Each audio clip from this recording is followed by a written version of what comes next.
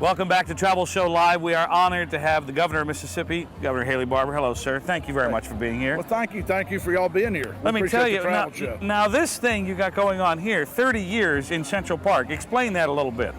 Well, 30 years ago, a group of Mississippians, expatriates who had come up here to New York to work, mostly my age, I went to college with most of them, decided we were going to get together, a little group from Mississippi, and have a Mississippi holiday in the park. And Rachel McPherson, who's hopefully you'll interview before long.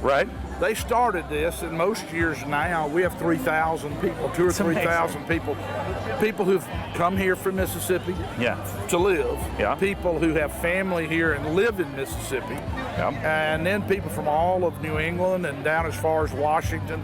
And then, of course, about half the people come up from Mississippi, and it's like a family reunion. Well, I was going to say, one of the things I like about the event is that it's really all about getting New Yorkers to understand what goes on down in Mississippi, and another reason to come down and visit, and vice versa. Well, it is. And Mississippi's a great tourist destination, as you know from your own show. We have year-round golf. We're the third biggest casino destination in the United States. That's right. And then we're the birthplace of music. The birthplace of America's music. That's right. The Mississippi Delta, everybody knows. The blues was literally created in the Delta. But also Elvis Presley, the king of rock and roll, from Tupelo, and Jimmy Rogers, the father of country music from I was going to say, that's one of those things that people forget. You know, when you go down there and you go down to Tupelo and you go into the drugstore where he bought that guitar for the first time, and you can still stand, that drugstore is still there. You can stand where he stood. I mean, I think that's pretty amazing stuff. Well, it's pretty remarkable. It all happened in the 20th century. And when you get to Indianola over in the Delta, right in the middle of the Delta is the B.B. King Museum, which is one of the most sophisticated and wonderful museums dedicated to music in the world. And not far away, you can go to Morgan Freeman's Ground Zero Club. Oh, yeah. Spend a little too much time there myself. Yeah, I love that place. There's a lot in Mississippi to enjoy, and we enjoy having people.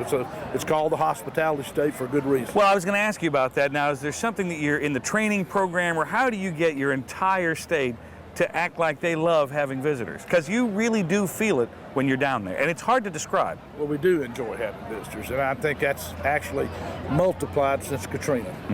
We had more than 600,000 people from around the United States who volunteered, that we captured their name and address, that signed up, that came to Mississippi because they wanted to help. And our people are hospitable to start with, but we're also incredibly grateful for the outpouring that Americans from all over the United States gave to help us in our time of need. Well, you know, one of the things that I love about that story is that Mississippi got right back in there and rebuilt and moved on. Well, that's right. Our people got knocked down hard. I mean, we bore the brunt of the worst natural disaster in American history, but we weren't looking for anybody to blame. That's right. Our people got right back up and hitched up their britches and went to work.